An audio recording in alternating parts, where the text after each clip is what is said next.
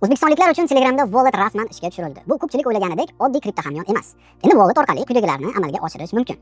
Bitcoin va USDT kabi kriptovalyutalarni sotib olish, Amerika indekslariga investitsiya kiritish, tokenlashtirilgan aksiyalar va oltinni xarid qilish va bularning barchasini to'g'ridan-to'g'ri Telegram ichida va mahalliy bank kartalari orqali amalga oshiriladi. Uzcard, Humo, Visa, Mastercard. Dastlab bu juda yaxshi imkoniyatdek tuyuladi. Shuning uchun ushbu videoda men xotirjamlik bilan ortiqcha shov-shuvlarsiz quyidagilarni tahlil qilmoqchiman. Bu wallet aslida nima ekan? Uning haqiqiy imkoniyatlari nimalardan iborat? Qaysi jihatlari qulay-yu, qaysi tomonlari xavfli? Va bu vosita kimga mos keladi, kimga esa mutlaqo to'g'ri kelmaydi? Instagramga shu yangilik haqida video qo'yganimda odamlardan bir necha savollar keldi. Misol uchun, wallet ilovasini qayerdan yuklash kerak? U yerdagi bozor turi spotmi yoki futures? P2P mumkinmi yoki yo'q? Bu qonuniymi? Soliq to'laymizmi? Telegramga virus tushsa shu bilan wallet ham uxlaydimi va hokazo savollar. Video davomida bu savollarga ham batafsil to'xtalib o'tamiz do'stlar. Bu video reklama yoki shoshilinch ravishda biror joyga sarmoya kiritishga undov emas. Bu millionlab foydalanuvchilarga allaqachon taqdim etilgan yangi moliyaviy vositani tahlil qilish va undan oqilona foydalanishni o'rgatish. Boshladik. Bu videoni telefonda olishga qaror qildim, sababi juda ham ko'pchilik telefon orqali Telegramni ishlatadi va telefonda bu narsani o'rganish ancha qulay bo'ladi azizlar. Shuning uchun telefonda bu narsani ko'rib chiqamiz. Menga Telegram kerak bo'ladi azizlar. Buning uchun men Telegram ilovani ustiga bir marotaba bosmoqdaman. Chap taraf pastda settings turibdi, ya'ni nastroyka, o'zimning rasmim turibdi. Shuni ustiga bosmoqdaman. Bir narsani aytib o'tishim kerak do'stlar. Telegram sizlarda eng oxirgi versiyasida bo'lishi kerak bo'ladi. Ya'ni agar sizda deylik eski versiya bo'lsa, bu kabi funksiyalar ishlamasligi mumkin. Shuning uchun oxirgi versiyasini telefoningizga yuklab oling. Xoh Android bo'lsin yoki iOS tizimida ishlasin, farqi yo'q. Kompyuterda ham bu tizimlar bir xil ishlaydi. Demak, settingsga bosdim. Hech narsaga tegganim yo'q va pastda wallet degan kошелек turibdi. Menda hamma yo'q ingliz tilida. Lekin dizayn bir xil, shunga topib olish muammo emas. Ruschalab kошелек, o'zbekchalab hamyon bo'ladi. Mana wallet degan joy turibdi. Men buni ustiga bir marotaba bosmoqdaman va bilasizlarmi, sizlarda bir nima ochiladi. Nachat degan tugmani bosish kerak bo'ladi. Agar siz hali bu ilovaga kirmagan bo'lsangiz. O'sha pastga nachat degan tugmani bosasiz, ya'ni qo'pol qilib aytganda start va sizda mana hozirgi meni ekranimda ko'rinib turgan narsa ochiladi. Bu yerda avtomat ravishda qanaqangidir qadam qilingan ekan menda. Sizda qilinmagan bo'lishi mumkin. Shuning uchun menda 3 ta qadam qoldi. Ko'pchilikda 4 ta qadam qolgan, ko'pchilikda balkim 5 ta qadam qolgandir do'stlar. Shuni tekshirib olishlaring kerak bo'ladi. Menda 3 ta qadam qolgan va bu mana walletni ichiga kirib ko'rsangiz bo'ladi. Mana men pastga qarab tushmoqdaman. Bu yerda umumiy ma'lumotlar berilgan. Past taraf chapdan ikkinchisi trade degan joy turibdi menda. Grafikka o'xshagan narsani rasmi. O'shanga bosmoqdaman va bu yerda mana yuqorida crypto stocks deb qo'ygan. Men tepada chap tarafda, ya'ni kriptovalyuta aksiyalari hisoblanadi do'stlar. Bular hammasi tonga привязка qilingan. Misol uchun Tesla ton, Nvidia ton, Google ton, Apple ton degan juftliklar. Keyingisi ETF turibdi mana o'ng tarafda, chap tarafda stok, mana ETF. Bu stok, bu ETF. ETF shu Amerika fond bozoriga tegishli bo'lgan indekslar. Endi sal pastroqga tushmoqdaman bu yerda productsda, mahsulotlarda kriptovalyuta, mana bu aksiyalar va ETF kalar turibdi. Uchalasidan bittasini tanlasangiz bo'ladi. Today's top movers deb qo'ygan, ya'ni bugungi kundagi eng ko'p harakat qilgan moliyaviy instrumentlar. Bularning ichiga hamma narsalar kiradi. Aksiyalar ham, kriptovalyutalar ham va hokazolar. Top losers bugungi kunda eng katta yo'qotgan moliyaviy instrumentlar turibdi do'stlar. Dash all assets, ya'ni mana bu yerda umumiy moliyaviy bozor instrumentlar ro'yxati, ya'ni eng mashhurlaridan biri va eng pastda ton assets, ya'ni tonga bog'liq bo'lgan aynan instrumentlar ro'yxati. Qancha mana bu yerda XAUT turibdi, ya'ni tillo ham mana bu yerda turibdi azizlar. Qanaqangidir instrument kerak bo'lsa, eng yuqori tepaga search tugmasini bosib, misol uchun Apple deb yozsak, mana Apple kompaniyasining aksiyasi chiqdi azizlar. Ustiga bosmoqdaman. Mana bu yerda continue tugmasini bosmoqdaman. Buy degan tugma turibdi, men buni bosmayman. Bu menga hozirchalik kerak emas do'stlar. Back tugmasini bosdim. Pastda chapdan 3-chi earn degan joyga men bosmoqdaman va bu yerda bank omonatiga o'xshagan narsa azizlar. Misol siz ton sotib olib, mana bu tonni ustiga bossangiz, sizga yiliga 787% tonda daromad keltiradi. Misol uchun hozirgi kunda banklarimizda bu ko'rsatkich yili 4-5% valyutaga bo'ladigan bo'lsa, bir yilga bu yerda mana почти 8% bo'lmoqda. Tillo misol uchun 25% atrofida yiliga daromad keltirmoqda. Bu ham tonda bo'ladi azizlar, juda ham zo'r. Tak 28-fevralgacha deb qo'yibdi. Menga juda ham qiziq. Odatda 1 yil bo'lardi, no lockup period, ya'ni pullaringiz muzlatilmaydi. Mana bu yerda no lockup period deb qo'ygan yuqoridan. 4-punkt pastga qarab ketganingiz yoki pastdan 1-punkt no fees, ya'ni hech qanday komissiya yo'q. Credit daily 28%, 25% do'stlar, 25% gacha deb qo'yibdi. 25% do'stlar kunlik tushadi foizi o'sha bir nechtaga bo'linib. Va buni biz ko'rsak bo'ladi. Tak 28-fevralgacha foiz stavka 25% gacha $396 tilloda bo'lishi mumkin. Qo'pol qilib aytganda bitta tilloni agar sotib olsangiz deb aytmoqda. An additional gold receive 4%, ya'ni qo'shimcha tillolar yana 4% daromad olishi mumkin. Minimal depozit tilloda $1, maksimal $13,000 deb bizga mana hozir aytmoqda. Daromadlar sizni earn accountingizga tushadi. 31-dekabrgacha bu narsalarni amalga oshirishingiz kerak bo'ladi. 820 mingta, 903 ta, ya'ni 821 mingta salkam odam mana shu joyda o'zini pullarini sarmoya qilib kiritishdi do'stlar. Juda ham zo'r. Bu yerda yana agar qanaqangidir savollaringiz bo'lsa, mana bu yerda misol tariqasida o'qib olishingiz mumkin bo'ladi. 25% конечно juda ham zo'r tilloda.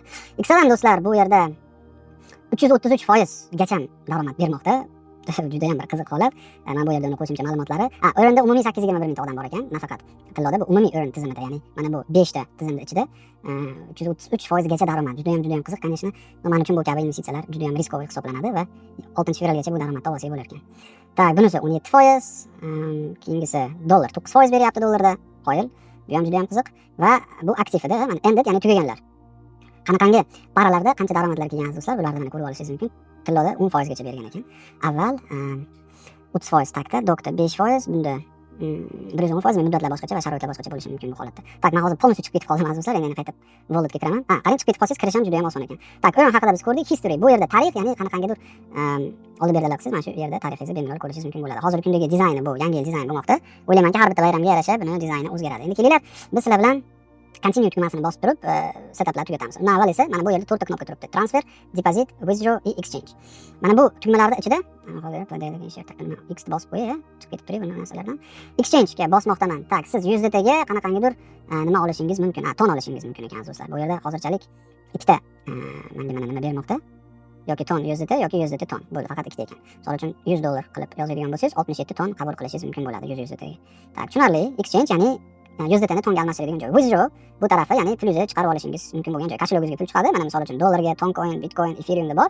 Buni chiqarib olsangiz bo'ladi. Misol uchun boshqa qanaqangidir kripto hamyonga chiqarib olish imkoniyati bor yoki kartangizga yana obratni naqd ko'rinishida tashlab olishingiz mumkin bo'ladi. P2P market deb aytib qo'yilgan. P2P ni ichiga kirdik. Mana qani bu yerda ko'ringlar nima narsalar bor. Juda ham qiziq P2P ni ichida. Mana hozir bu narsa загрузка bo'lib ketmoqda. Tak, how do you want to withdraw? Ya'ni pulingizni qanday qilib chiqarib olsangiz bo'ladi. P2P, bank card, external wallet or exchange. Ya'ni mana bu eng pastdagi kripto deb qo'ygani kripto hamyonga, misol uchun qaysidir birjadagi yoki boshqa kripto kashlogingiz bo'lsa, farqi yo'q. Trust Walletmi yoki Binance mi, o'sha yerga chiqarib olsangiz bo'ladi. Birinchi ikkitasi cash, bank card yoki P2P market. Do'stlar, P2P marketda men maslahat bermasdim. Sababi bu hozirgi kunda O'zbekistonda noqonuniy hisoblanadi. Chunki ko'p savollardan ko'p savol berishgan. Aka, P2P qilish mumkinmi Telegram ichida?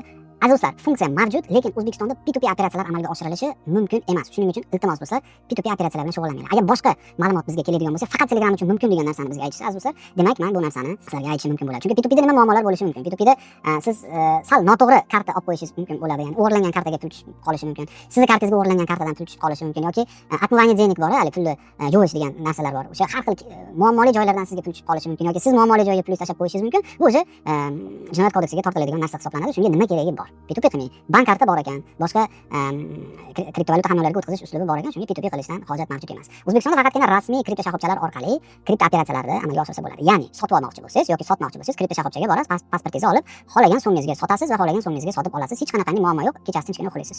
Bo'ldi, tushundik. Pulimizni chiqarib olsak bo'ladi. Bu yerda transfer turibdi. Mana Telegramga bosmoqdaman. Bu yerga qarang, zo'r narsa ekan.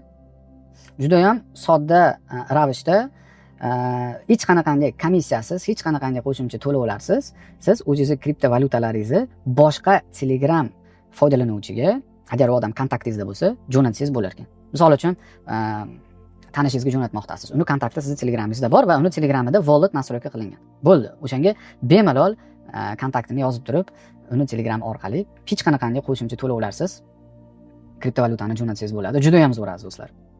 Xo'p, keyingisi depozit turibdi. Ya'ni qanday qilib pulimizni to'ldirsak bo'ladi? Qani nechta variant bor ekan bu yerda? Ikkita yo'l bor ekan. Kripto depozit, o'sha men aytib o'tganimdek, kriptovalyuta orqali pul tashlasangiz bo'ladi Telegram kashlogingizga. Misol uchun, kripto shoxobcha orqali yoki Binance orqali bemalol kriptovalyutani rasmiy ravishda sotib olib, keyin bu yoqqa tashlab olsangiz bo'ladi. Ikkinchisi bank card, instant deyapti, ya'ni bitada tushirib beramiz deyapti. Buni biz hali test qilamiz aziz do'stlar. Shuning uchun mana hozir keling biz mana shu qadamlarimizni tugatib olaylik. Menda 3 ta qadam qoldi. Continue tugmasini bosmoqdaman. 25% bajarilgan. 25% faqatgina mana shu kripto koshlok ochilganiga, ya'ni start tugmasini bosganimga bermoqda. Demak, umumiy 4 ta qadam bu yerda mavjud. Keyingisi setup passcode deb qo'ygan. Ikkinchisi bu degani hozir biz parol kiritishimiz kerak bo'ladi. Mana yana bu passcode 4 ta raqamlik parol yozishim kerak bo'ladi bu yerga. Tak, хорошо. Buni yozdik.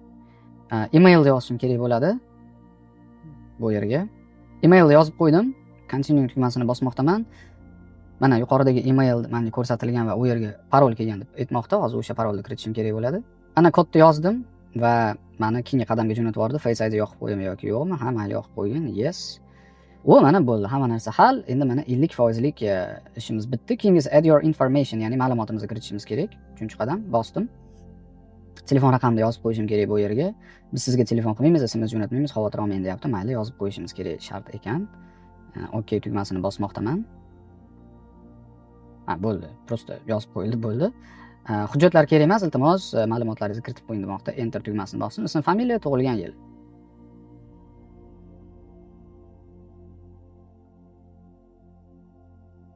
Uchta ma'lumotni kiritdim. Confirm and finish tugmasini men bosmoqdaman bu yerda.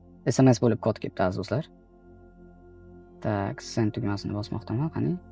Почти где-то bir 30 sekundcha vaqt berar ekan, shuni qilish kerak ekan. Xo'p, ozgina vaqt o'tadi, vaqt kerak deb aytdim. Qaranglar, 81 USDT sotib oldim. Qoyil, ofitsialniy rasmiy ravishda bu narsani amalga oshirdik. Humo kart orqali o'zimiz O'zbekistonda ofitsialniy hamma narsalarga rioya qilgan holda, qani ko'ramiz.